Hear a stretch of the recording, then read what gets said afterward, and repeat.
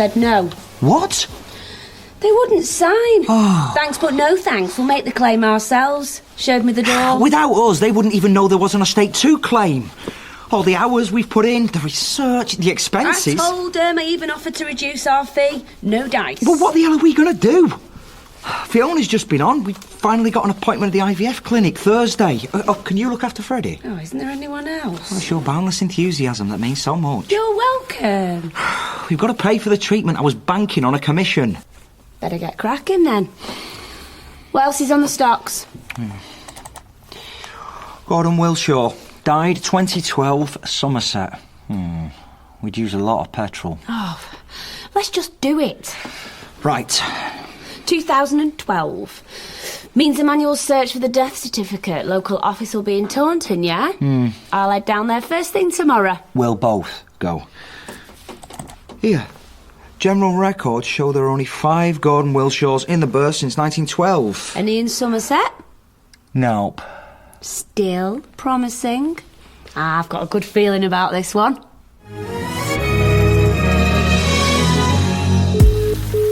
This is Jack. Leave a message and I'll get back to you. It's me. I'm not going to be back till late, but you could still come round anyway if you can escape. Bye. About time. I'm drenched. What took you so long? You only had to get one death certificate. I've had to move the car 3 times. I was starving. Here, got you one too. Tuna melt. Don't get grease on the document.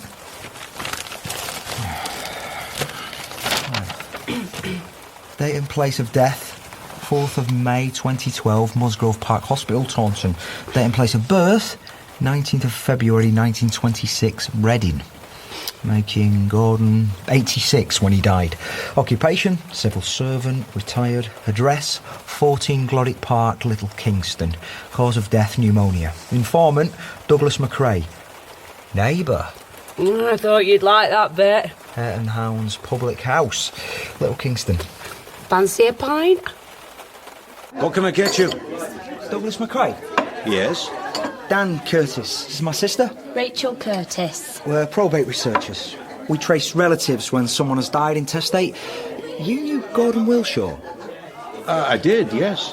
We're hoping to find out more about him if you've a few minutes. Yeah, sure. Have a seat. Did you know him well? Well as anyone. He was my neighbour. This place was his second home. He'd come in and read his paper, have his meals here. He won the quiz most weeks. An educated man. Oh, yes, the stuff he knew. There, see on the notice board? That's Gordon with the trophy. Yeah. He collected antiques. That kept him busy. What about family? He never spoke of them. No one ever visited. He was a private sort of man, really. Lifelong bachelor. He had lived abroad, Hong Kong, and retired here. So, his is the place next door? No, the cottage at the back. It's a bonny house. Land, too, almost 2 acres. If you'd like to have a look round, I can get you the key.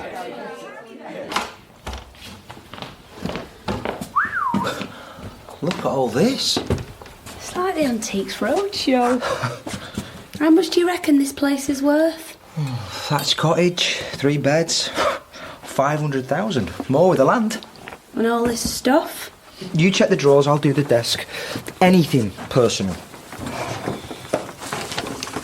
Magazines. Past and precious. Someone gets paid to invent these titles, you know. Bills, utility statements, financial stuff. Oh, he's got a pretty penny in the bank. How much? 12,000 in his current account and 25 in savings. This just gets better and better. Hang on. Photo album. Yes. Here he is. University. See? Mortarboard. Nothing sooner. No parents. No, it starts there. Hey, I thought he was meant to be a bachelor. Look, that's his wedding. And see, there she is again. Yeah. Same woman. On holiday, do you think? Well, somewhere exotic. There's more pictures. Not Somerset, that's for sure. Or Reading. Hong Kong? Don't think so. Wife is not in these later pages. No sign of her. Died Divorced. Beheaded. That's all. I'll try the cupboards. Oh, there's an old box of stuff up here. It's a bit damp. Letters. Addressed to Mrs. G. Wilshaw in Kenya. I knew it wasn't Hong Kong. Letters from home. Some aren't even opened. Oh, and with a Kenyan stamp. That's not been opened either. Could steam them open. Interfering with the Royal Mail is an offence. Who's to know? Mrs. Wilshaw, if we find her. What's the green book? Addresses? No. It's his diary. Well, some sort of journal. September 1952. We arrived last week, but there hasn't been a moment's peace since. I'm in a daze. It's like high summer here. What an adventure. From our veranda, we look across the farms to the mountains beyond. It is beautiful. And the animals. Giraffes, crocodiles, hippos. Oh, I heard an elephant one night. An elephant, me. Me in Africa. I'm still so excited. Gordon is DO and learning the ropes. He likes a responsibility. I do hope we will be happy here. I am sure we will. It's like we have landed in Eden. It's not his journal. This must be his missus. DO? District officer. This colonial post. Mary, our housemaid, is helping me settle in and showing me how things work. She is lovely. Her husband, Jacob, is foreman on the farm next door. They have 2 lively boys, Samuel and Bogo. We have a gardener come handyman and a cook. Being lady of the manor takes some getting used to. I'm going to plant a rose garden. Mary will help me. I think tea roses, either side of the veranda here, so we can smell them. They'll grow well, won't they? Yes, madame. The soil is very rich, very good. Everything will grow. Oh, it's so different here. You know, we still have rationing at home. Everything is awfully dreary. We had years without coffee or cocoa or bananas, and here it all is. The war was hard. The men were away fighting. Did Jacob serve? In Burma. Really? My father was there. POW. He didn't make it. I am sorry, madame. October 1952. The Governor-General has declared a state of emergency and troops are coming. Gordon says it's the only way to quash the rebellion. The Mau Mau have been forcing their Kikuyu tribesmen to swear oaths to fight the British and take back the land. It is scary. There have been terrible murders in Nairobi, but they have rounded up the ringleaders. Of course, Mother is having kittens, so I've written and told her we are fine. I do hope we will be. So, how come Gordon passed himself off as a bachelor? And where is Mrs. Wilshaw now? What's her first name it'll say in the letters? The ones that have been opened. Dear Pauline. Pauline Wilshaw. These are all from 52, 53. There's some other bits here. Look, a corsage from the wedding. Yeah. And a brooch. Mementos. Yeah, she must have died, you know. And he's not wanting to... Was on, and then there was a queue a mile long. Then this woman wanted directions to the War Museum. Has his birth certificate arrived? Yes. What? Is it the wrong Wilshaw? No. That's all fine. What then? God, it's only half hour, Dan. If I could... I saw you last night looking very cosy. Oh. How? You dropped me around the corner. And then ran into the roadworks, so I doubled back and cut through. Oh. Oh. That's all you can say. Jack Lindley is a married man. Like I don't know. They're friends of ours. He's got 2 kids, for God's sake. Fiona and Jane run a book group together. Oh, a book group. Well, that changes everything. It's not funny. I'm not laughing, and it's none of your business. I'm a big girl, Dan, and so is Jack. Well, a boy, but you get me drift. Does Jane know? Not yet, but she will. It's not what you think. It's not just some fling. Oh, don't bother. I am not going along with it, Rachel. Either he tells his wife, and soon, or I will. You pious little toe rag! Gordon Wilshaw was an only child, as far as I can tell. And his parents died in the Blitz. There is a marriage for a Gordon Wilshaw registered in Oxford. I'll go. Here, I'll leave the journal with you. A little light reading. There's not that many entries. And Gordon and Pauline were at daggers drawn by the end, so maybe he got rid of her. Buried her under the roses.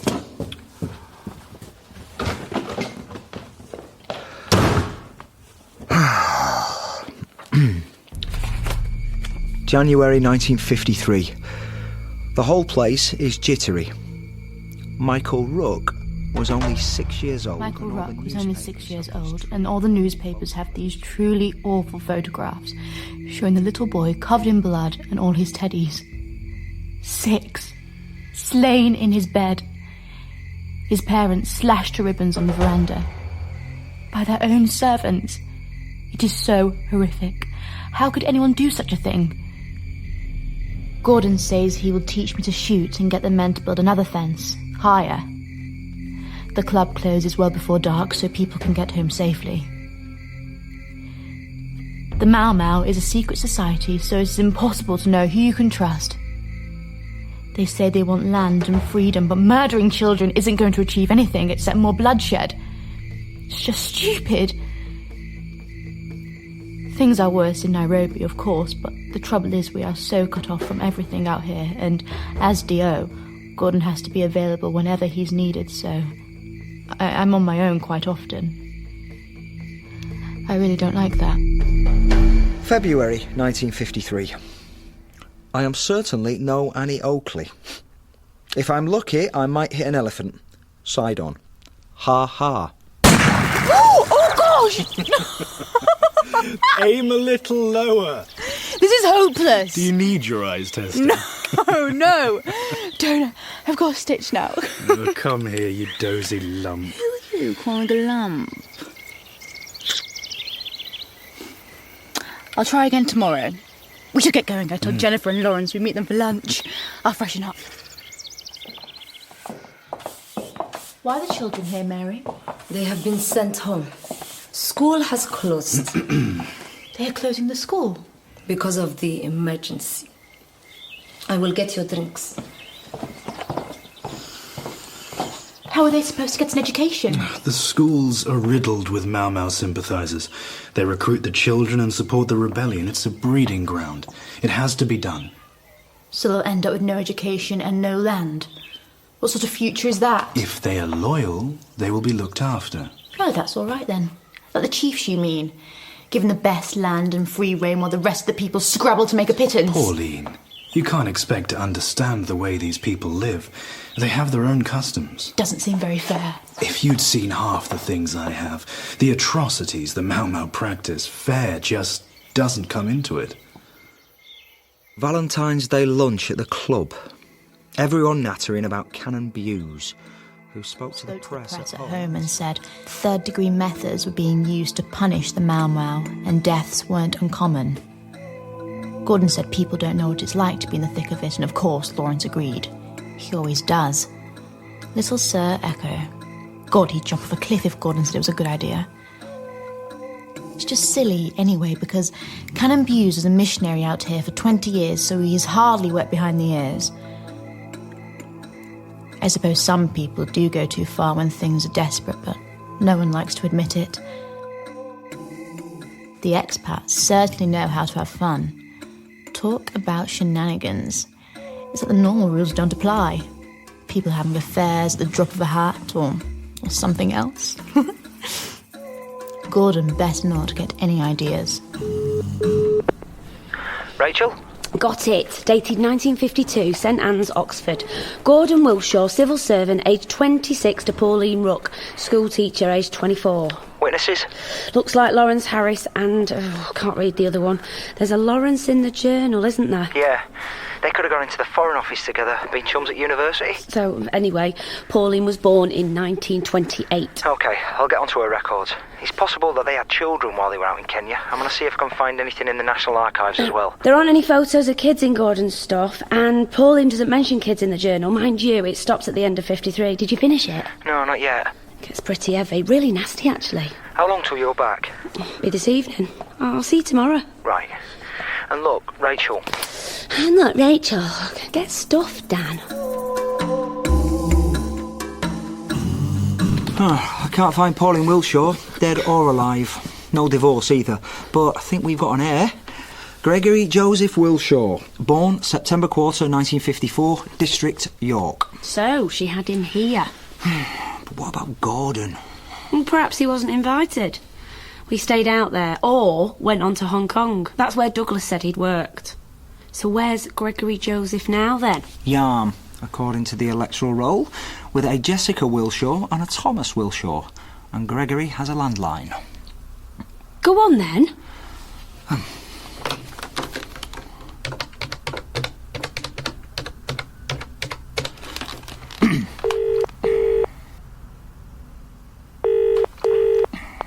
Hello. Am I speaking to Mr. Wilshaw? I've got insulation and I've never had PPI. I want your name and the name of your company. Dan Curtis. Curtis and Curtis Family Research. We're not selling anything. Oh, yeah. Pull the other one. Seriously, we're trying to get in touch with relatives of Gordon Wilshaw, with your mother, Pauline, specifically. All right. What's that about, then? She may be entitled to a family legacy. Oh? But I need to speak to her directly. We also have some of her belongings from Kenya. Letters and mementos. From Kenya? That's going back a bit. Yeah, it seems they were overlooked. What did you say your name was again? Dan Curtis. You can check our website, Curtis & Curtis, and we are members of AGRA, the Association of Genealogists and Researchers in Archives. One moment. What's happening?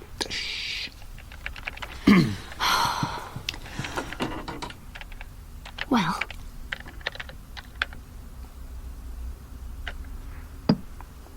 Where are you based? Manchester, and I'm calling you on the phone number listed there. Right, okay. Have you got a pen? Do you have to say yes? A place like that, anything could happen. I've already agreed. They need people to make this work, an organised system. So, we detain suspect Kikuyu and we screen them. It's like a disease, you have to prevent it spreading. We separate out the hardcore and destroy the movement. It's rather heavy-handed, though, isn't it? Rounding them all up, opening camps everywhere. Does the governor really... Can't be sentimental at a situation like this. We'd all be dead in our beds tomorrow if we didn't come down fast and come down hard. When I was teaching, if there was bad behaviour Good God, you can't compare England to here. These aren't naughty children flicking chalk. They are filthy savages. If someone won't swear the oath, they are mutilated and beaten to death. You read about the massacre at Lari. Scores of women and children locked in their homes and burned alive. The ones that escaped hacked to pieces with pangas. The Mau Mau are terrorists, Pauline. There's no other word for it. If there were trials... The whole system would collapse. With thousands to deal with already, it's simply not practical. But the rule of law... This is the law now. Let's not argue anymore. We just have to make a fist of it, Hello? Mrs. Wilshaw? Speaking. I got your number from your son, Gregory. My name's Rachel Curtis and I'm a probate researcher. We contact next of kin when somebody dies intestate without leaving a will. Yes. You were married to Gordon Wilshaw? I'm not interested. Thank you very much. Mrs... Oh, brilliant. Oh, just a minute. What's wrong? Rachel? Well, Mrs. Wilshaw, it'll take more than a no to put us off. 01942, that's... Haxby, north of York. Oh, are you alright? Oh, yeah. Something I ate. Seafood, maybe, I don't know, or chicken. Yeah, chicken, that's it. Bug, even. Could be a bug. 24-hour thing, probably. I could go home for a bit, lie down, but not feeling too, really. Oh, God. No. Tell me you're not. Wasn't exactly planned. Dan, I'm sorry. I know you and Fiona... Don't! I can't believe it. Yeah. Me neither. What are you going to do? I don't know. Does Jack know? Not yet. What a mess. How far on are you? No idea. Not too far, presumably. Oh, yeah. You immediately think I should get rid of it. I didn't mean that. You said yourself it was a mistake. Your life isn't exactly child-friendly. Maybe not now. Rachel, the responsibility, 24 hours a day, 7 days a week, it's relentless. There's no respite. And that's with two of us, never mind the money or the mess. Freddie completely changed our lives. Yeah, but you want another one, don't you? Badly enough to shell out and go through all the procedures and whatnot. I know things would change for me. I'm not stupid. You're actually considering it? Of course I'm considering it. God, you can be so smug, you know. You don't think Jack and me could make a go of this? You don't think I could be a good mother? You really think he'll leave Jane? Yes! We talked about it. Don't look like that. It happens. Second marriages, they do exist, you know. Fine. Right. So, Pauline Wilshaw. Doorstep? Good cop, bad cop. That last entry after the killings when she mentions writing letters. That was September 53 and she was back in the UK by the following September when she had the baby. That's probably why she moved back. It was too dangerous to stay. It wasn't happening to other people in other places anymore. It was on their doorstep. It's hard to write this. Hard to believe that it really happened. I feel numb and shaky and I just want to cry all the time. The day before yesterday, Home Guard loyalists came. At first, I thought they might be looking for Gordon, but they went past our gates to the farm and rounded up the workers in the yard. I was in the garden and could see everything plain as day. Jacob and all the other men had to kneel with their hands on their heads. I thought perhaps they'd be arrested, but then the soldiers beat them with sticks, shouting at them in Kikuyu. One man tried to run away and he was shot in the back. In broad daylight. I screamed at them to stop, and Mary and Cook and the others ran out from our house, crying, but we could do nothing. The beating went on until the men fell, and then they were kicked and beaten where they lay. It was a massacre, it truly was. I felt so sick. The Home Guard came round to us, then I said I would call the police and I would tell Gordon and they'd be in big trouble. They completely ignored me. I hate them. They said they were detaining my staff, suspected of collaboration. What rot! When I try to sleep, I see it over and over like a newsreel. There was so much blood, and the bodies were there all day and all night, like they weren't even human beings. They didn't deserve a dignified burial. And then when I told Gordon... Sit down, have a drink, and let's talk about this calmly. Did you listen to anything I just said? There wasn't even any attempt to hide it. They'd obviously taken the oaths. You don't know that. Those guards couldn't know that. The workers never even got a chance to speak. They were kicked to death. And our servants, Mary and Cook, even their children, they've taken them all. The Mau Mau are here, Pauline. They are active in the district. They are forcing people to take the oaths. Do you know what that bloody oath is? Gordon! It's not just loyalty, land and freedom. They swear to drive us out of the country. They swear to kill a settler if they're asked. They take the oath on pain of death, and they carry out obscene rituals while they do it. Animal sacrifice, sharing raw flesh and mixing blood and God knows what else. Then they go off, and when they catch an enemy, they mutilate them in the most horrendous ways you can imagine. That sort of primitive barbarism requires strong measures. Such as killing in cold blood. It's not just a few bad apples, is it? I hear the settlers bragging at the club. Cannonbuse was right. What part do you play at your screening camp? What's the plan? Round them up, torture them, starve them, cripple them? Now you're being melodramatic. We all carry on like it's some sort of noble mission, but it's brutal, really. Just as brutal as they are. You're hysterical. Sit down. Stop telling me to sit down. This is war. We have to use all possible force. It's the only way. It's not pleasant. It's murder. Don't talk rubbish. A violent rebellion has to be put down. And hang the Geneva Conventions. These people don't get to stand trial. They can be hanged for taking an oath.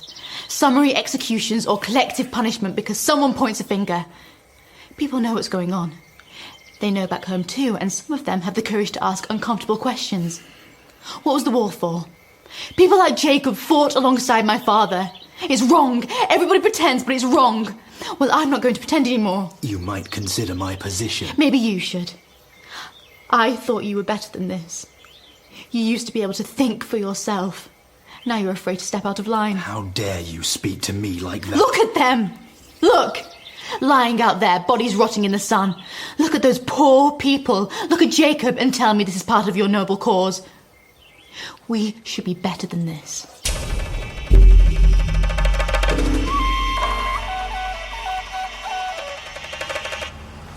Ring the bell again.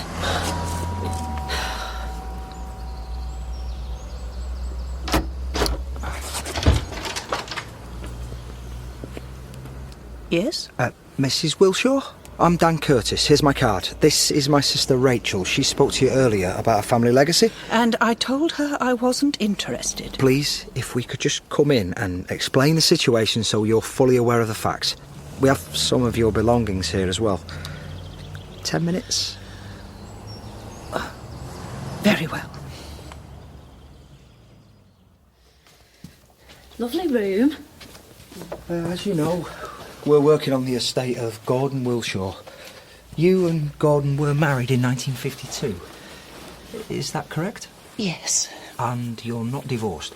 No. But you were estranged? Yes. Things are horribly civil between us. It's all pass the sugar, and do you want to go to church?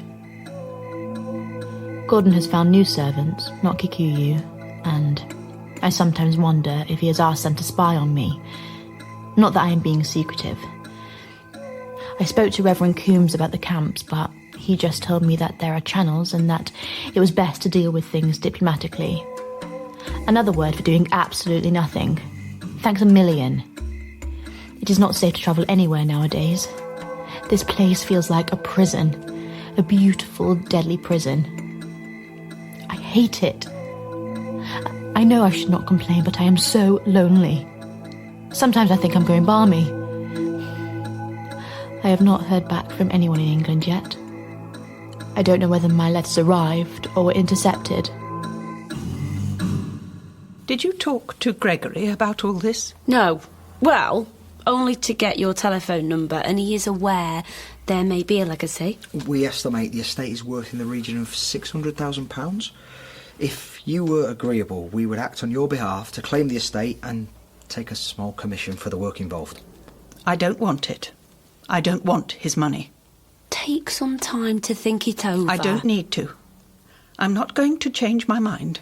Gregory's an heir next in line after you. It could go to him. No. No, he can't. You mustn't speak to Gregory. I forbid you. What is it, Mrs. Wilshaw? You're obviously very upset. Perhaps this is a shock after so many years. He thinks his father died years ago, when he was a baby. You told Gregory his father was dead? It seemed for the best. You don't know what it... You mustn't tell him, please. It was a terrible time. We read your journal. What?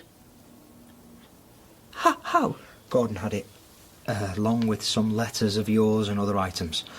We've brought them all with us. You didn't like Gordon working at the detention camp, and then the farm workers were killed? Yes. And the servants sent to camps. Mary and her boys, I never heard again. I never knew what became of her. They destroyed a lot of the records, you know. I was expected to keep quiet and go along with it, like everyone else. We argued all the time, and then we stopped bothering. I was writing letters to everyone I could think of. The governor, Barbara Castle, Fenner Brockway, the churches. I'd like to go now, if you don't mind. We've barely seen anyone. No one's talking to me, Gordon. It's awkward. Well, what did you expect? People aren't sure they can trust you. It has been suggested you might be happier returning home until things settle down. By who? Is that what you want? Pass me off and shut me up? Keep your voice down. You make a complete fool of yourself and nobody thanks you for it. Lawrence! Jennifer, over here! I was taught a lesson It was almost Christmas. The short rains had just stopped. Ruined. Everything ruined. What's going on? Pauline? Oh, good grief. Your face. What's happened? Why are you out here? It's not safe. Come on. Come in. Let's get you inside. Look at this mess. How did they get in? What were the ruddy guards playing at? Do you see now? Do you see what we're up against? There's a bloodlust in them. God, they could have killed you. They could have... Don't touch me. They didn't interfere with you. We'll send for the doctor. No. It wasn't Mau Mau. It was Settler Guards. Kenyan Police Reserve. Apparently I'm a commie bitch. A cuckoo lover. Spreading lies and stirring up trouble with my letters. Next time they'll cut my tongue out and cut my fingers off. Good God. KPR, are you sure? Did you get a proper look at them? They were white. They were wearing their police uniforms. Oh, they'll pay for this. They can't get away with this.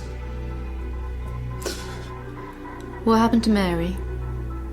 To her boys? Oh, don't start with that. Not now. Is she alive? Do you even know? Does anyone know? Does anyone care? Pauline, listen. Don't touch me. Don't ever touch me again.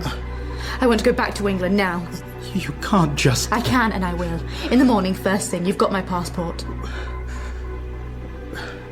Well, look. You'll want your trunk. I don't want anything from here. None of it. Nothing. Mrs. Welshaw, you said ruined everything? I was beaten up to warn me off. I ran away after that. I ran home to England. Gordon beat you? No, not Gordon. I don't want to talk about it. I don't want to think about it. But a clean break was for the best. I never saw him again. Back home I lived with my mother until she died. Then my old headmistress gave me a position in her school in York. Accommodation thrown in. And you told Gregory his father had died? Yes. I was a widow, if anyone asked. He doesn't need to know, does he? It needn't come out. You could tell him you'd had a windfall from a distant relative. But if you refuse the money, he's next in line, so we'd have to... Rachel. That money you want to give me, Gordon made that money, some of it, in a torture camp. Unspeakable things happened on all sides, but we were supposed to be the righteous ones, civilized. We had the power. We'd stolen the land. A whole system specially designed. They called it the pipeline. After the massacre at Holler Camp, the game was up. But the whitewash went on. It's taken over 50 years for the survivors to win the right to sue for compensation. It was unforgivable. How can I take that money? You could put it to some good. Please, will you think about it? Oh, very well. Don't say anything to Gregory. Oh, we'll be on our way. Here's your journal and letters and things. There's a few that aren't opened. There's one from Kenya.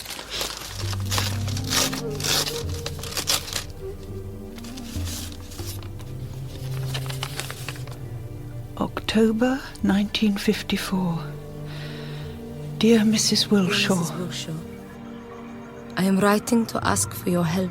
Mary. From Mary. Conditions here in committee camp are very, very bad. We have no clean water but have to drink foul water from the latrines and sometimes none at all. We are forced to work, digging and carrying, and the loads are so heavy. that many women collapse and then they are beaten up. Many are crippled. The day before yesterday,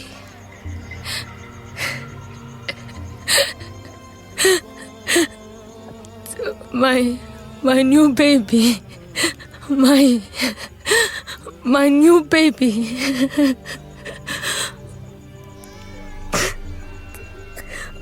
My new baby daughter died. I had no milk for her. And I have lost my eldest boy, Samuel, to disease. I am praying that my last child, Mbogo, will be spared. Little Mbogo. There is no pity here, no mercy. We are made to live like animals in a dirt. I am sorry to tell you we are violated in the worst ways, many, many times. And with weapons and bottles and hot eggs as well. The warders bring dogs to bite us and beat us with chains and rhino whips, and we are stamped on until we confess our oaths. This is against the British law. Please tell Mr. Wilshaw and Governor Baring and the government in Great Britain and the Queen what is happening. Please help us. Your servant, Mary Chimera. Oh, Lord. Little Mbogo. Mary.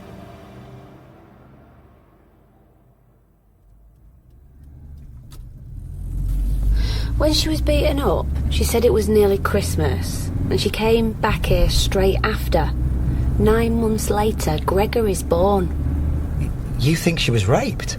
I don't know, but her silence, pretending she was a widow, she might not have been sure who the father was, even though Gordon's named on the birth certificate. Oh, hell. She's not going to sign, is she?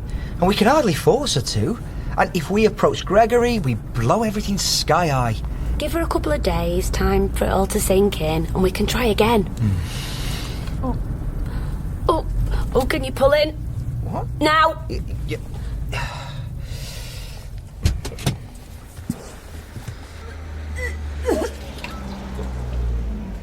Oh, God.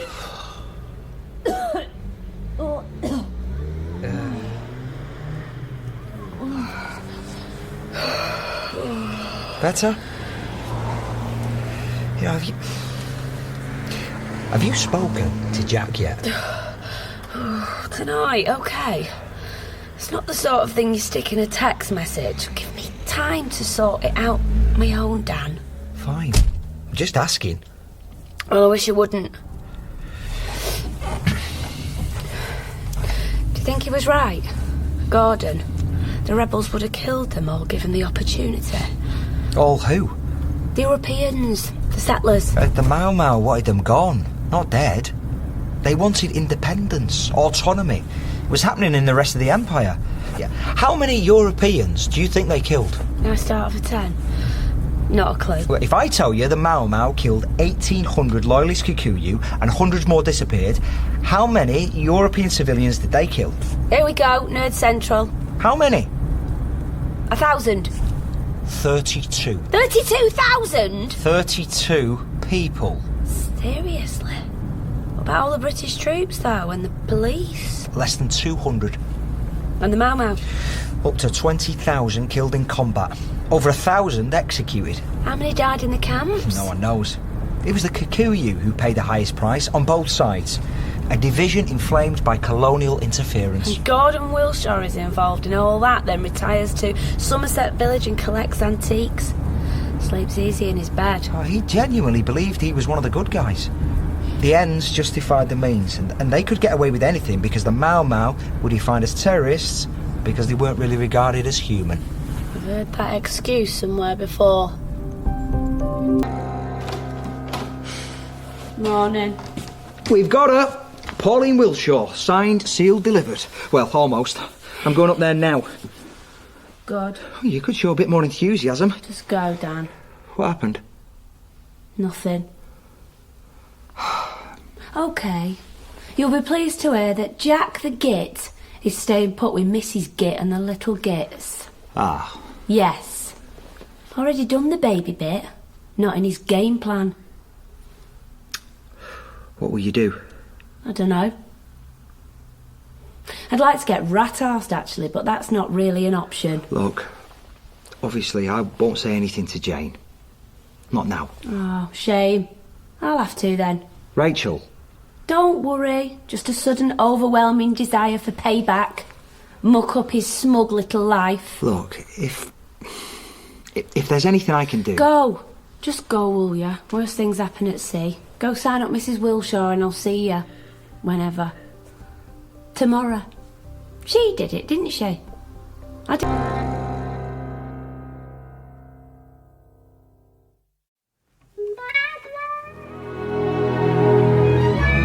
Oh, mint cake. You having cravings, Rachel? Yeah, cigarettes and alcohol mainly. Did Fiona have any? No. Well, she got through a lot of posh ice cream. More than usual. Oster. Yes, German. Give it a whirl. I've ordered the death certificate. What? Right, that's me done. You're going? Well, we can't do anything till the certificate's here. Look, they think Mum will be discharged next week, but she's not going to be as mobile. She'll have to use a stick. Right. She'll need some help, cleaning, shopping. We were wondering... Who's we? Fiona and I? Well, one solution might be if you moved in with her. You are joking. Dan, she drives me up the wall. You could help out, and when the baby arrives, she could help you. I don't need help. But she'd be on hand to babysit or make meals. Her hip would be much better by then. There'd be blood before bedtime. Would you move home? Live with her again? No way. We just thought... Hey, I've got an idea. How about she moves in with you and Fiona? You've got a spare room. She could babysit Freddie. You do nothing for her. It's all down to me. I visited. Once. In 3 weeks. Do something useful. You could go and clean her house now. In my condition, all that dust could be dangerous. It's dust, not soft cheese. Well, you tell Fiona it'll have to be plan B. You have got one of those, haven't you?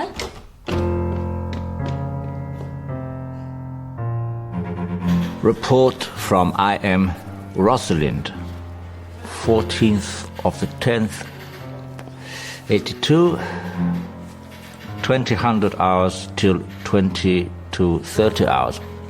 Object watched. Western television. Object made critical remarks about waiting times for new cars.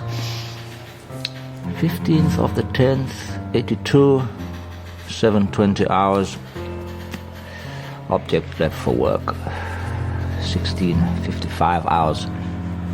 Object returned. Petra Oster's death certificate. Oster's leather goods, also in Kendal. I can work even with my feet in an elevated position. Found a dead website, several listings. Good. Let's see. Westmoreland General Hospital, Kendal. Date and place of birth, 2nd of May, 1949. Berlin. She was only 63. Address, Scunnerlow House, Mealbank Lane, Kendal. Cause of death, cardiac arrest. Small cell lung carcinoma. Ooh, heavy. Informant, Lauren Richardson. Friend. Lauren's given the same address. Your car or mine? You sure you won't have a drink, Mr. Curtis, Miss Curtis? Oh, call me Dan, please. I'm fine. Rachel? Could I use the loo? Sorry, it's every 5 minutes. I remember what that's like, at the top of the stairs. So, you were Petra's lodger? Strictly speaking, we were more like family, really. And we worked together too. In the business? Leather goods? Oh, that's right. Bags, purses, belts. It'd been going about 9 years when we first met. I was in IT and marketing and Petra wanted to try selling online. So I set up a website for her, created a marketing strategy. Things took off really quickly. It was exactly the right time. And we just gelled. She asked me if I'd like to carry on freelance so I could do other stuff too, but nearly all my work was with her. Thanks. Did you want a drink? No, thank you. And what's happened with the business since? In limbo. The stock's in storage. I had to give up the lease on the warehouse unit. Been trying to manage by taking on other projects, but it's really hard going. Everyone's holding their breath, waiting for an upturn. So she had assets in the business, and did she own this property? Yes, outright. I do miss her. It happened so quickly. You were close? She was like a mum to me. I got pregnant, you see, and I was living in this grotty room in a shared house. When Petra found out that I was dealing with it on my own, she asked if I'd like to move in. She was brilliant. She was Jake's godmother. She was there when I had him. That's Jake, in the pictures. Yeah, it's all a bit over the top, isn't it? Well, Petra had the big portraits done. She adored him. It was mutual. She was wonderful. Oh, sorry. Are you okay to carry on? Yes. We're hoping to trace the next of kin. Do you know anything about Petra's family? She had been married. Conrad, he was called. But he died of a heart attack when he was quite young. She didn't talk about it much. They never had any children. Hang on. Somewhere in this letter are official papers and things. Here.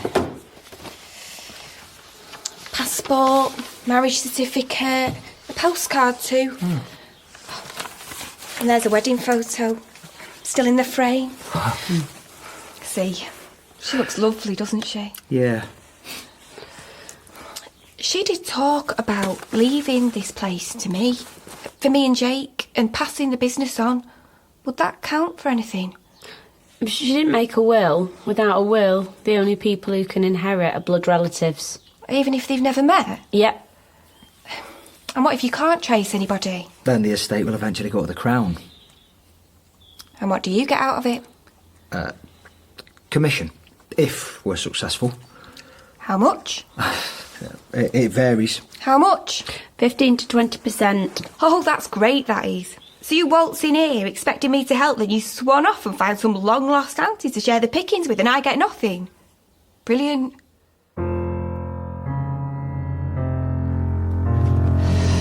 Report from I.M.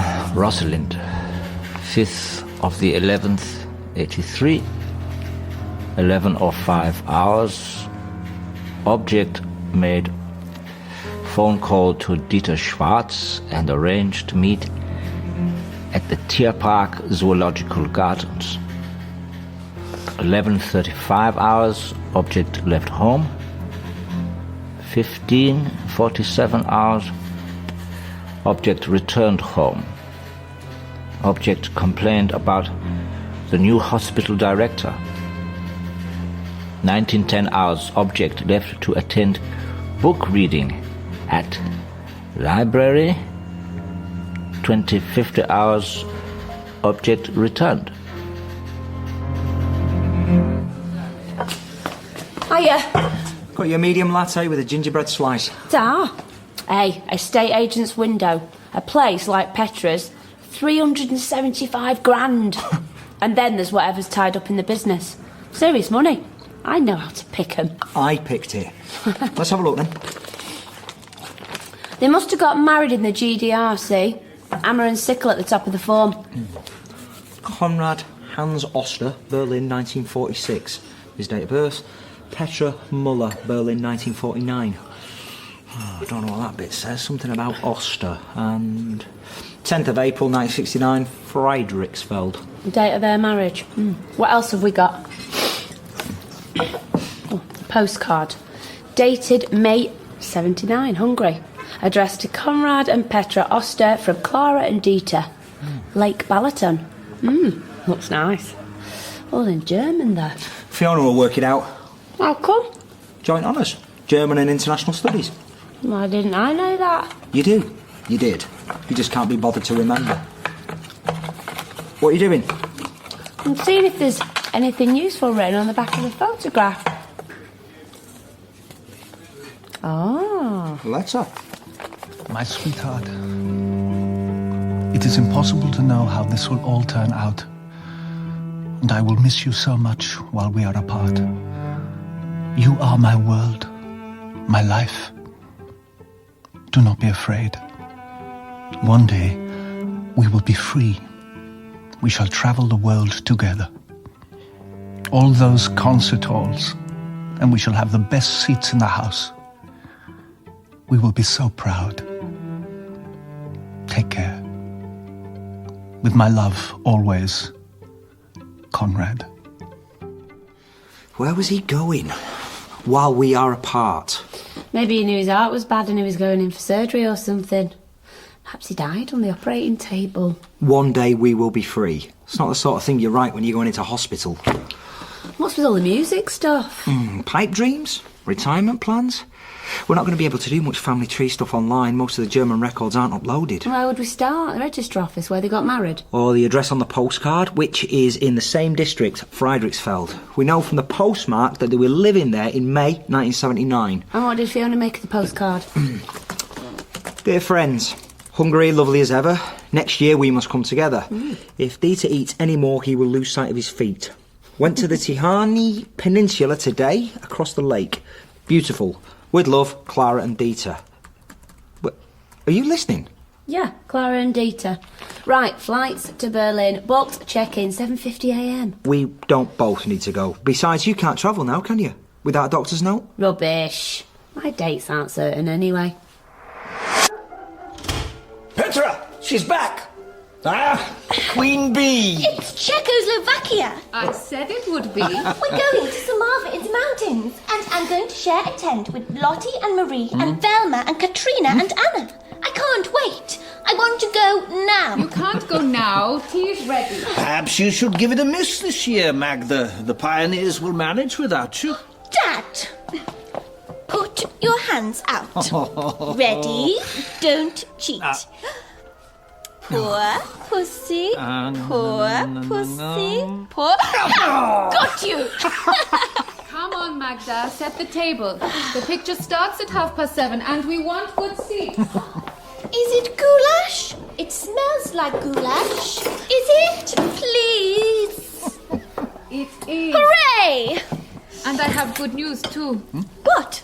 You are now talking to Petra Oster, Chief Production Manager at Central Leather. Woohoo! Promotion! Can the Chief Production Manager get me some pop? Pop what? Pop, please.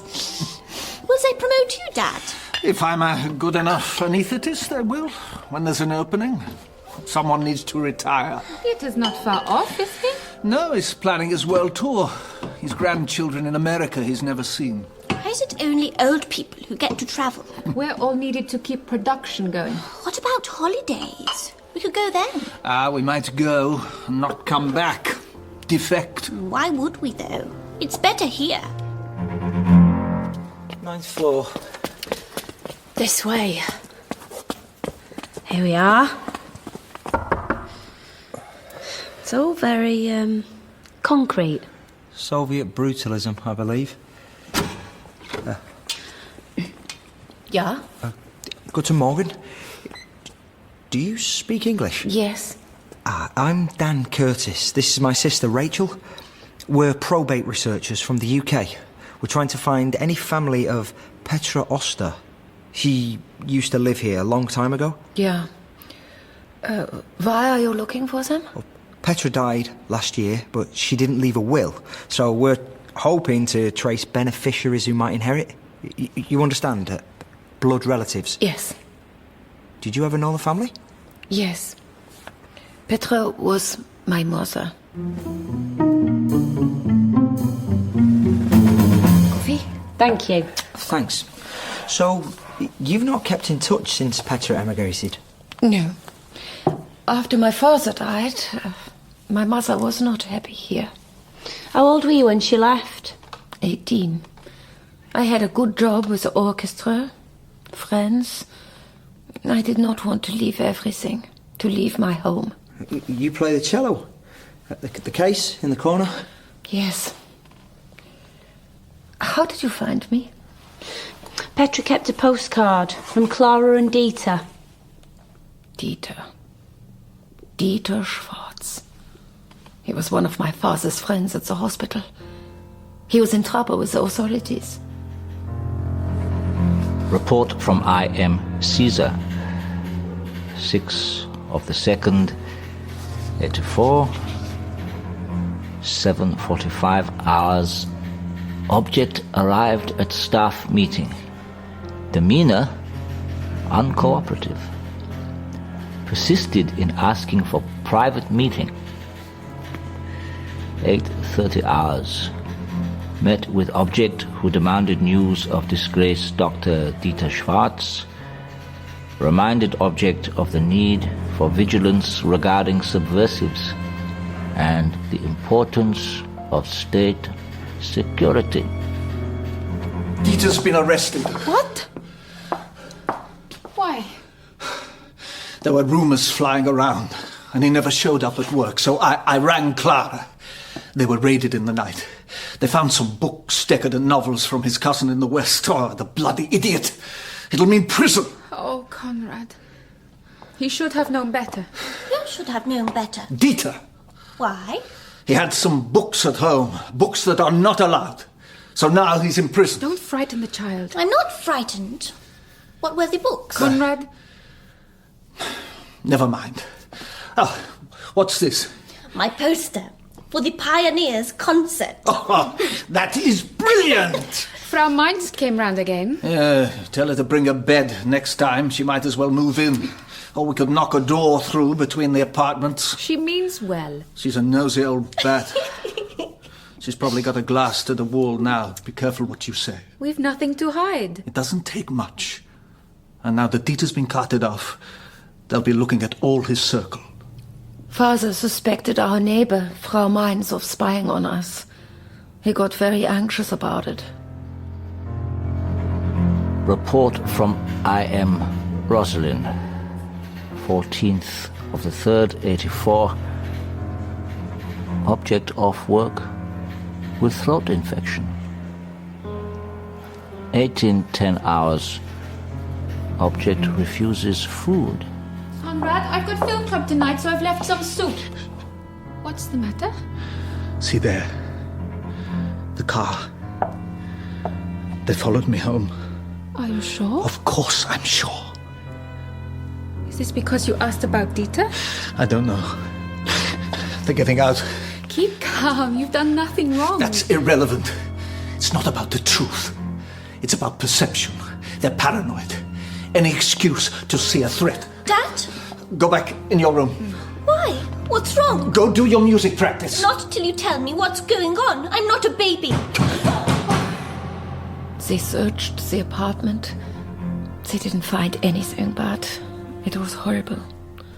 Even after this, my father arranged to visit Carla, Dieter's wife. Dieter was still in prison. My mother didn't want him to go. It's too dangerous. I want to see how she is. Make her understand she's not on her own. Please, Conrad. Dad! What if it was us? If I was behind bars? Would you want all our friends to abandon us? To close their eyes and turn their backs? Dieter shouldn't have broken the law. A couple of cheap novels. Who locks a man up for that? But if they were banned... I'll be careful. And if Frau Mainz comes round, make something up. Tell her I've been called to the hospital. Magda, is anyone outside? I can't see anyone. Dad, don't go. What happened? He wouldn't listen. And when he came back, he was shouting and complaining. They were waiting for me on the corner. I saw them just in time. They're watching me. I told you not to go. They were probably watching Carla, not you. They knew I'd be there. How could they know? They could have bugged the apartment when they did the search. Yes. That's what they did at Dieter's, you know? They can hear everything. Are you listening? Are you? Can you hear me? Conrad, stop it! The next week, they arrested him. They put him in prison. I'd give anyone a heart attack. Was? Heart. No. My father was run over by a car. An accident. Oh, God. When was this? September 1984. After he'd been released. I was 13. One day he went out and never came back. We did not know what had happened. The police came some days later. They asked us a lot of questions and they told us he had been run over and I'm not sure of the English. His body was burned. Cremated. You had no funeral? No. You must have been devastated. I tried to be strong. For my mother. That's awful. Did you ever find out if Frau Mines had been informing? No. The files are public now, aren't they? You've not asked to see them? I could not face it. It is better left in the past, I think. And your mother left as soon as she could? Yes. She found it very hard without him. She thought it may be easier in a new place. But she didn't keep in touch? No. Why not? I don't know. We'll need to confirm some details. Do you have a copy of your birth certificate? Yes. And your father's death certificate? No. Anything like that my mother would have. I see. Look, we need to do some more work on this. Is it convenient if we call again in the morning? Hopefully we can get the documents signed then. Thank you. Yes.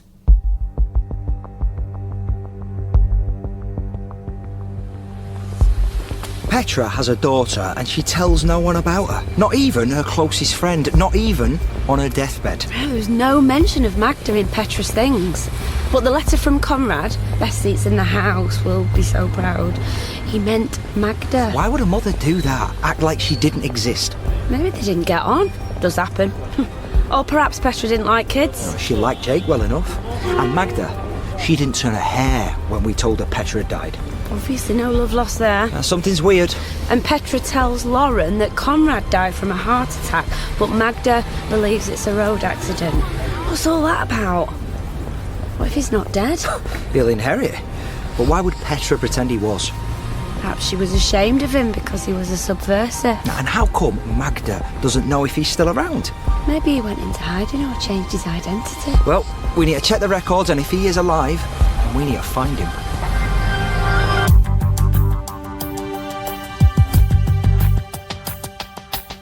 Report from I.M. Caesar. 14th of the 7th, 84. 12:10 hours. Object formally notified of termination of employment. Behavior erratic. Object left immediately afterwards. So this is the death certificate for Conrad Oster? Died September 15th, 1984. And this is the cause of death? Border provocation of his own causing. What does that mean? He was shot trying to cross to the west. Good God. He must have been desperate. The border was heavily fortified. He'd spent time in prison. He'd lost his job. He thought he was being followed. Spied on. That was very common. But why would he risk his life like that? Hard to say. His file, if it wasn't destroyed, might tell you more. You need the Stasi archive. Conrad, come away from the door. Come and sit down. She might be out there, listening. Come here. Have your coffee.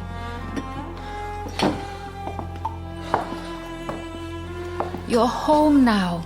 You're safe. No. We'll never be safe. In there, they wouldn't let me sleep. They woke me every time. And the threats. I can't go back to that place. You won't. We'll be careful. They'll never leave me be. Not now. Like a cat with a mouse. They'll come again. And it won't just be me. There's you to think of, and Magda. We're fine. There's a target on my back. You're upset. Drink your coffee. Then try and rest. We'll be all right, Conrad. We will.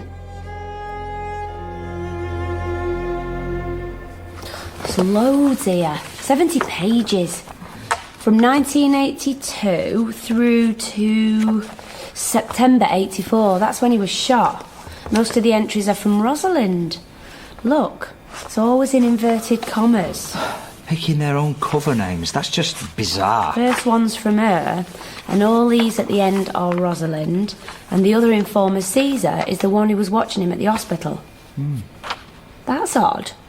See, there's a gap in the summer 1984. 2 weeks in August, nothing. Maybe Rosalind was away, had a holiday. What about the year before? 83. Some entries from Caesar, but none from Rosalind. Perhaps she got time off for good snitching. Quite a lot's blacked out. With the names of victims or innocent parties. Should have brought Fiona. Can't make head nor tail of it. We can get them photocopied downstairs, then find a translation service. We've got the air. That's what we came for. There's no need. What do we tell Magda, Alsace? Your dad got shot at the border. Not sure why. The answer must be in here. That's not why we're here. Don't you want to know? Got any other plans for the evening? Something more interesting. Poor bloke gunned down trying to escape. We don't know we're born, really, do we? Compared to the lives some people lead. Colleagues and neighbours spying on each other, writing reports or relaying conversations, nobody daring to talk freely, unable to leave the country. And then for 20 years, Petra and Magda don't even write. Rachel, I understand you want your independence, and maybe moving in with Mum was a daft idea. But a bit more contact. I don't want to talk about it. She's not getting any younger. Don't you think you should make a bit more effort while there's still chance? Family matters. You hypocrite. Why? You're the one who taught me how to see Dad when there was a chance of getting back in touch. That's completely different. That would have been disastrous. He's bad news. He always was. He'd have messed you about and swindled you out of anything he could. She's the one who raised us. He walked out. It's not the same thing at all. You just can't see it. Mum and I, we don't get on. We never have. She's toxic. She's no good for me. Come on. You just won't take responsibility, will you? Like with a baby. You sleep with a married man, you get pregnant by accident, he dumps you, doesn't want a second family. Don't lecture me. I didn't choose this, but I'm doing my best. And I know it's hard, the IVF failing for you and Fiona. But don't take it out on me. I'm going back to the hotel. Conrad? Conrad, are you here? 2 fences. Barbed wire. Electric wire. Dogs. Meat for the dogs. And then the death strip. Conrad? Are you asleep? Where are you? Timing is everything. Timing and luck. The rain will help. The thick mist. And it's late. 3 a.m. The guards will be tired. If I move slowly, like a shadow, a spook in the dark. Some people make it. We just don't hear about them. Oh God, I can't go back. They will destroy me if I go back. Up the fence. Cut the wire. Over the first fence. Yes!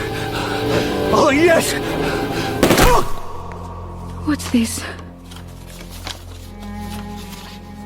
My sweetheart. My sweetheart. It is impossible. It is impossible to know how this will all turn out. And I will miss you so much while we are apart. You are my world. My life. Do not be afraid. Oh, God. Where have you gone? You stupid man. You stupid man.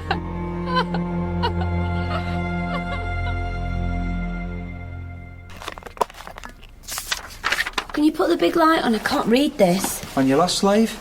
Well, you're nearer. I need to keep my feet up anyway. I don't want swollen ankles. Is your bed this size? I'm not going to even dignify that with an answer. It's bigger. It's enormous, Rachel. Super king, and I've got a whirlpool bath. Oh, funny. Why do you always think you're missing out? It's not like you were starved and shut in a cupboard as a child. You got better presents. Unbelievable. You know, the amount of detail here, it's crazy. Frau Mines was an informer. She must have spent half her life snooping, peering through net curtains, watching Conrad come and go, popping in for a cup of tea and a nosy. Or the apartment was booked. You know, they did that. Then they'd hear everything. Like this bit. Object discussed the shortages of vegetables. It's so petty, most of it. Conrad was hardly a running dog of capitalism. The worst thing he seems to have done is be mates with someone who read banned books. Ah, but the Osters watched Western television too, it says here. That entry at the park. How did they pick that up? Conrad makes a joke about the production targets at the leather factory. They couldn't bug them there. Lip readers? It's an entry from Rosalind, so perhaps Frau Mines was with them. Tagged along like some surrogate grandma. Even though Conrad suspected her. Keep your friends close and your enemies closer. Maybe you should talk to Frau Mines. And say what? Were you working for the Stasi? Did you drive Conrad Oster to his death? Nah, I'd keep it general. Ask about the Osters, what she knew of them, what they were like. Fish about. She might just fess up. Why me? You're the one who wants to play detective. Can't just leave it up in the air. Now, technically, we can. We found next to kin, we've got Magda. Job's done. Oh, you're curious? This is fascinating stuff. You must want to know.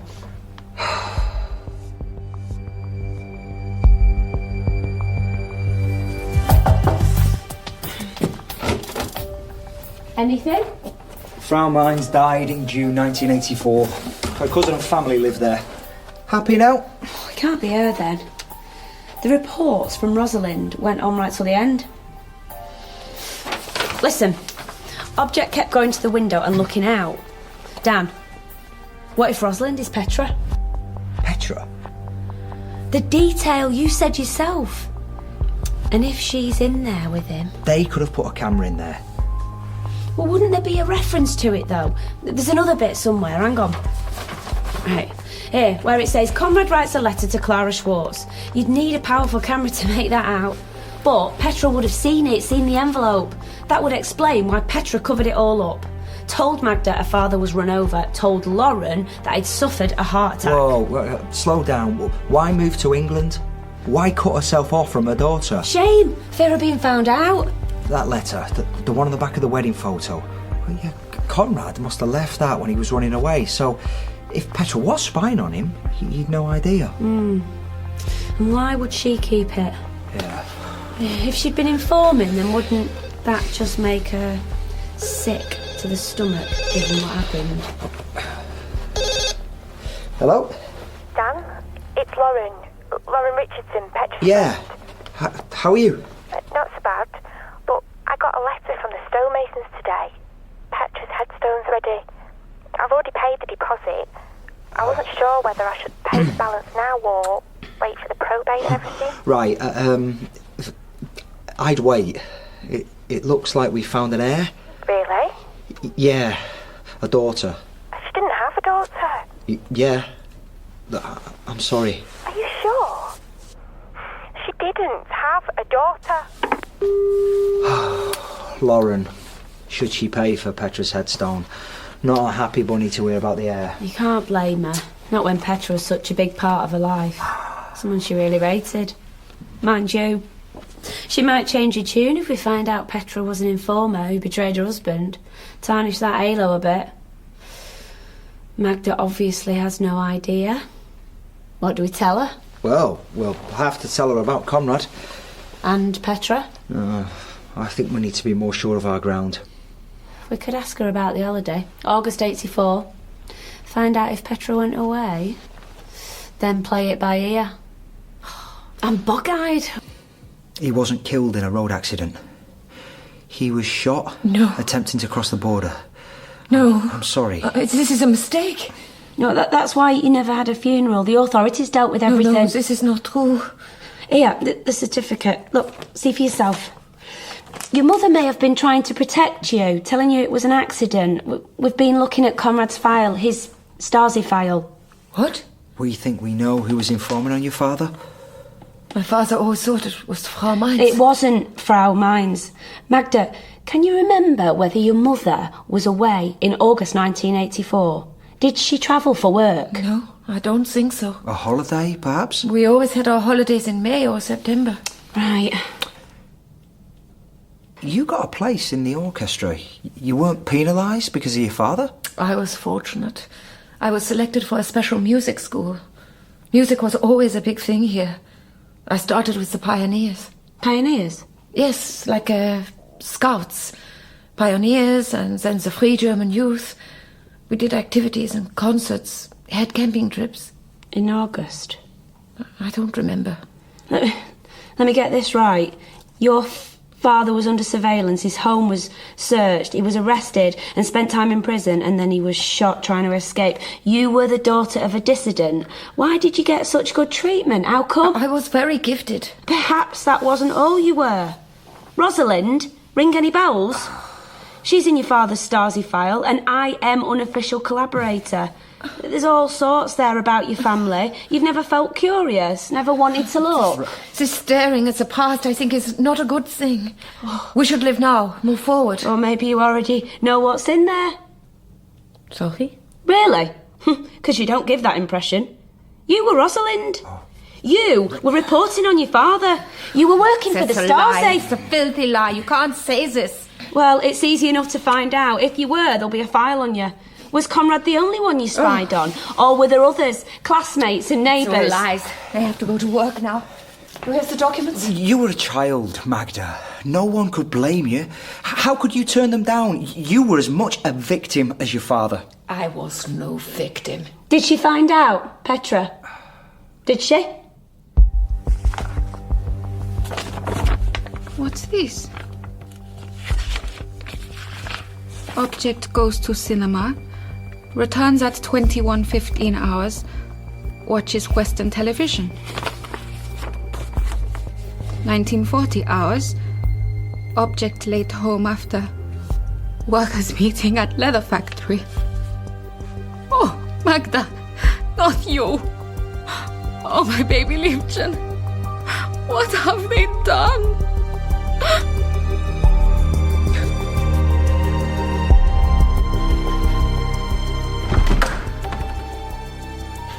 Rosalind, come in. Sit down. I have more notes.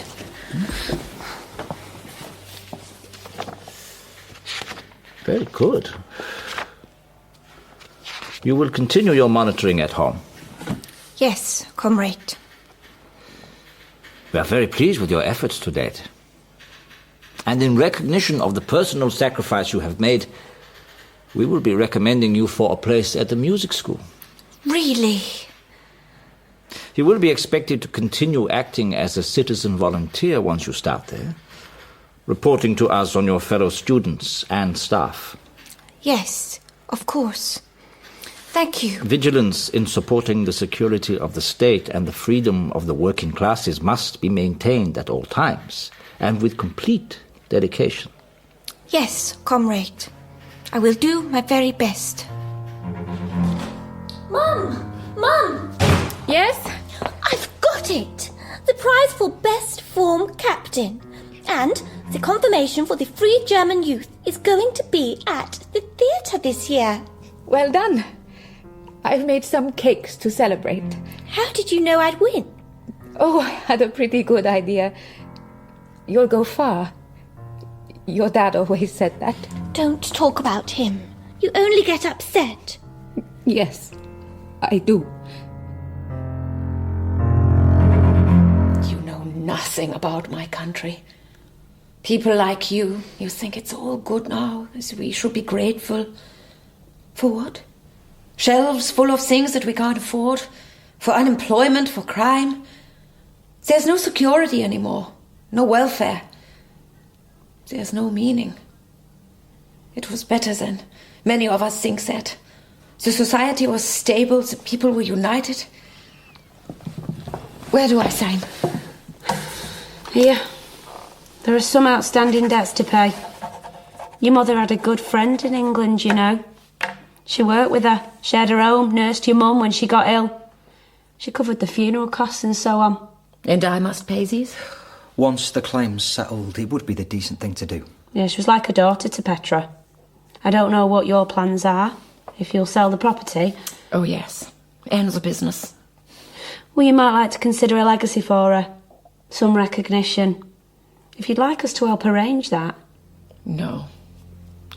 I do not think so.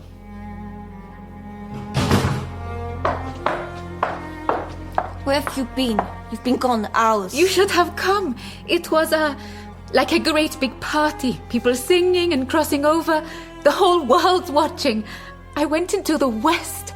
I went to a bar, Magda. I toasted your father. Put that in your notebook. What? I assume you've carried on. You've been snooping. I've been snooping. That's rich. Well, it's over, Magda. Everything's changing. I'm going to leave. You can't leave. I can. Now I can. Freedom to travel, to speak. Freedom to think. Consumerism. Materialism. Your freedom is just individualism. What about unity, comradeship? Here, everyone is cared for. And your father? The others like him?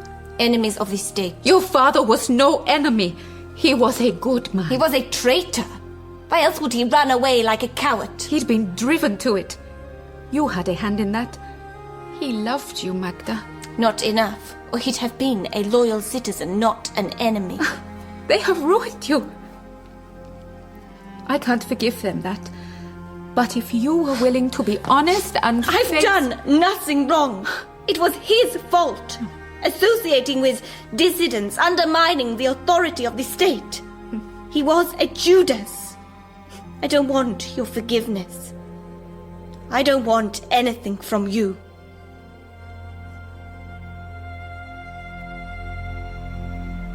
We'll have to move. And the business, there's no chance she'll look at carrying on. I could help. No. I am sorry, Lauren, but she just wants to sell up. I don't know how we'll manage. And Petra, everything you've told me, all those secrets, I wonder if I ever really knew her. It's probably not much consolation, but she was closer to you than she was to her own daughter. You're right. It's not. Oh. Heavy? I could say that. If only Petra had written a will.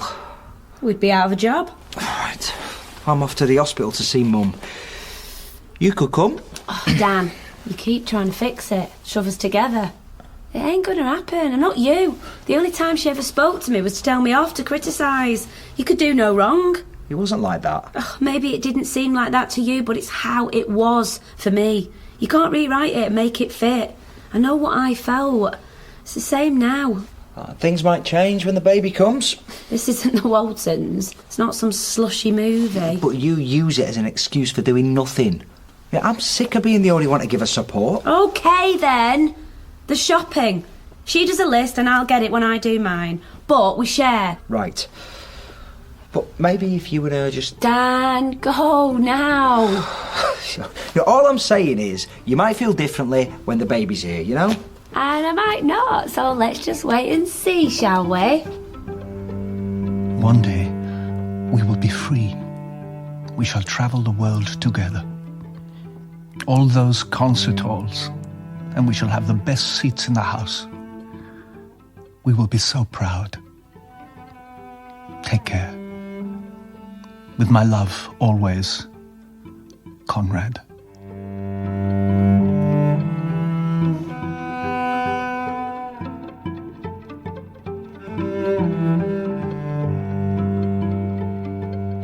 In Legacy, Suspicious Minds, Dan was played by Will Ash and Rachel by Joe Hartley. Conrad was played by Conrad Nelson, Petra by Lisa Brooks, and Magda by Fiona Clark. Lauren and young Magda were played by Sarah MacDonald Hughes, and the Stasi officer by Jack Lord. Legacy, Suspicious Minds was written by Cath Staincliffe and directed in Salford by Nadia Molinari.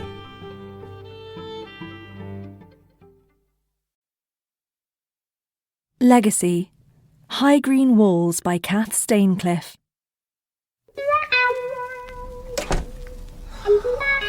What time do you call this, then? Oh, don't you start. Oh, little Freddie in a strop again, is he? Right, now tell me all about it. Rachel, you are the last person in the universe... Oh, come on, Dan. Tea and sympathy. Oh, coffee? Coffee. Oh, can you fetch some milk from the house? This is off. Oh, never mind. Well, I started without you. I'm working on the Susan Pellier estate. She died down south. South? Could you be a little bit more specific? Ringwood District, New Forest. The death certificate came this morning. The place of death is an address in the New Forest itself. I did a Google Earth. It's an old cottage, miles from anywhere. Could be worth a bit. Promising. Now, the person reporting the death is down as Richard Brinsley, handyman. And there's a Brinsley in the phone directory for the nearest village, about 5 miles away from the cottage. I thought I'd give him a ring. Cause of death? Brain hemorrhage. On or around the 8th of July 2011, so she may not have been found immediately. But, look, there's a question mark in the column for the date and place of birth. I've had a quick troll on UK births, no joy. Pellier is quite a rare name. That should help us. Yeah, that's what I thought.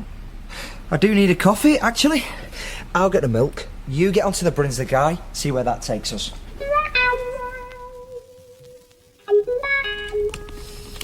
Here we are. Oh, great, I'm gagging. Oh, so now I've got to make it? Well, it won't kill you, will it? That's hardly the point. Brinsley was a bit offhand. Yeah? Susan Pellier had only been there a couple of months. He says she was American.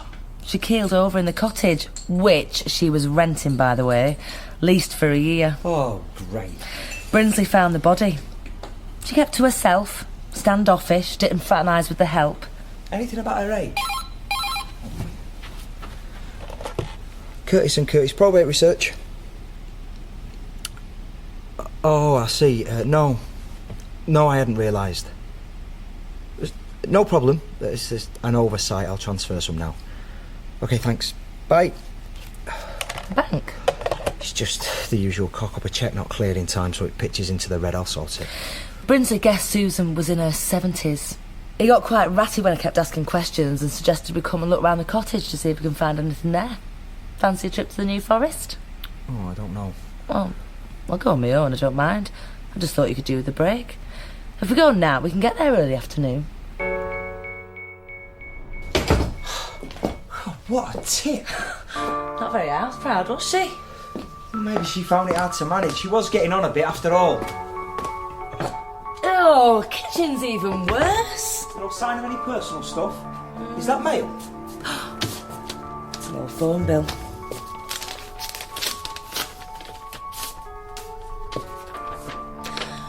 July to September 2011. That must have been delivered after she died. Ah, there's only one call. Her last call. International, USA, almost 3 minutes. We can't try now, it's the middle of the night. Make a note of the number. We'll ring from the office. Good morning. Hello, who am I speaking to, please? Ethan Morelli. How may I help? My name's Dan Curtis. I'm calling from the UK. UK? Yes, I'm a probate researcher, Mr. Morelli. I'm tracing next of kin to a Susan Pellier. Did you know Miss Pellier? Excuse me.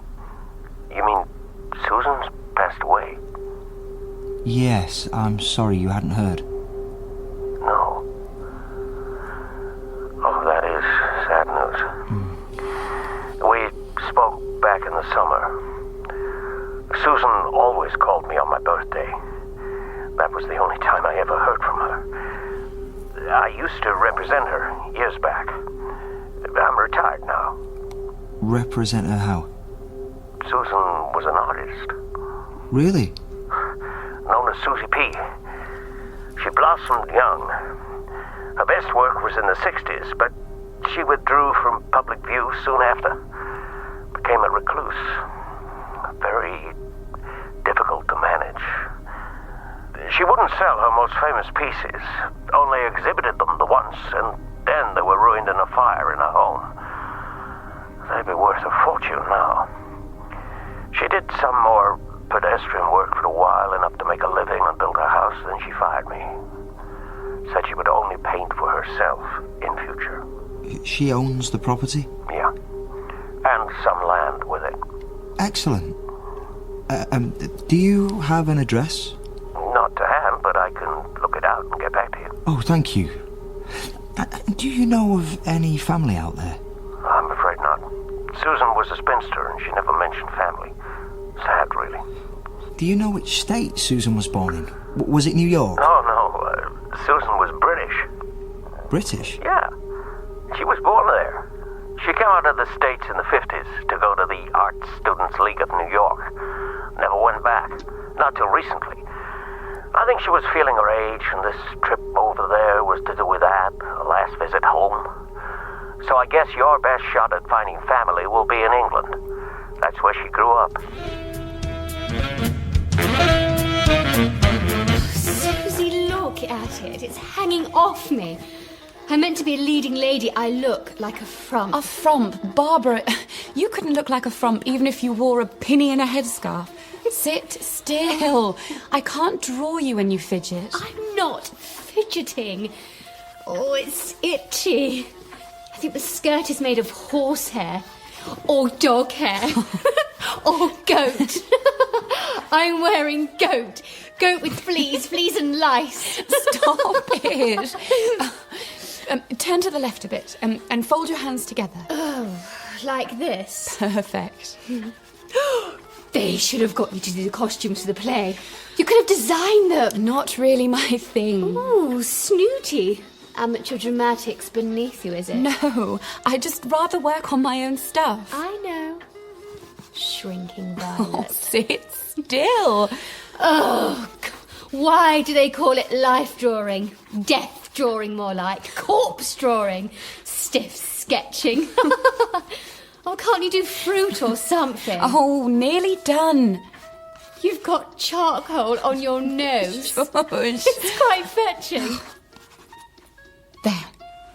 Finished. Ooh. Let's see. I don't look like that. Look at my eyes. Barbara. They're hateful. They're staring at me. Give it here. Don't. No. They're devil's eyes. Devil's eyes.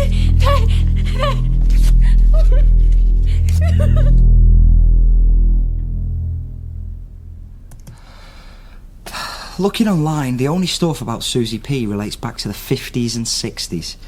She definitely fell from favour after that. They all go on about the high green walls. It's a quartet of paintings. They must have been the ones that got destroyed. There's some images here. Oh, let's see. Oh, I could do that. Muddy green squares, a blob of white in the corner with 2 black dots on it. But you didn't. That's what counts. They got rave reviews. There's a lot of speculation about what the work meant, whether the green represented serenity or life. And one critic suggested the blob represented a skull, a symbol of mortality frequently seen in works by old masters. Another believes it is a plug socket, but many argue that as an abstract expressionist... Enough. Says here she'd never talk about it, refused interviews, never appeared in public. We need to go out there, you know. To the States? Seriously? That was her lifelong home. OK, she never married, but there's bound to be family documents and the like there. I'm not arguing. We don't both have to go. No way, Jose. Morelli didn't know she died, so that suggests there's no one else on the trail yet. Well, the iron's hot. I have found one photograph of her. Here, see? There. Taken in 1956 with fellow students in New York. She's not bad looking. You sound surprised? I thought with all this recluse business, maybe there was some physical reason she didn't like meeting people. Well, she can't have been a recluse back then. Otherwise, she'd never have gone off to the States and enrolled at the art school in the first place. So then what? She got stuck into her work, grew more and more antisocial. Maybe she was depressed. Or shy.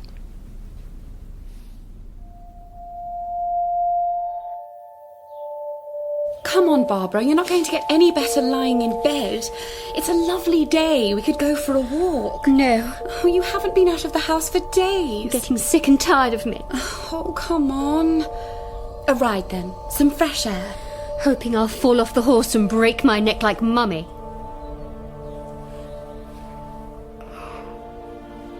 I'm sorry. I'm hateful, Susie. I can't go out. It's not safe. What do you mean? It's really not safe outside. Barbara, don't. You're just a bit on edge, that's all. It'll pass. It won't. They'll get inside. Please, Barbara.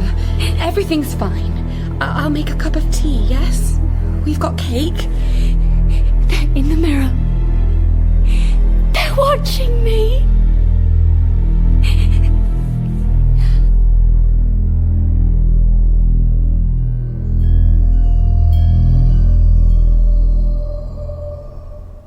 Where did Susan come from, though?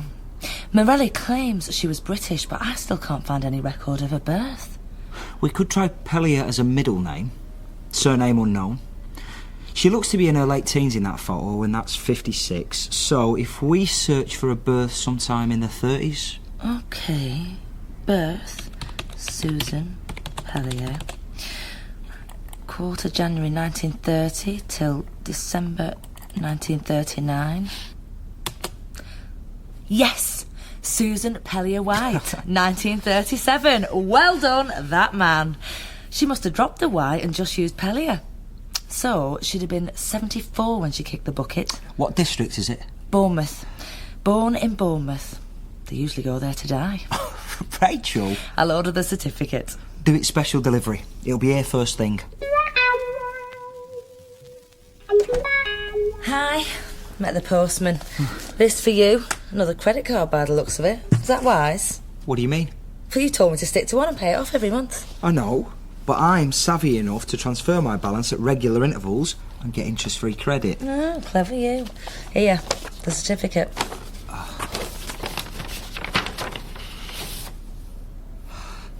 Susan Pellier White, Glebe House, Glebe Lane, Bournemouth. Mother, Maud Pellier. Father, Hubert White. Occupation, architect. And see this? They've put the time in after the date. 15th of January 1937, 11:20 a.m. Oh my God. She was a twin?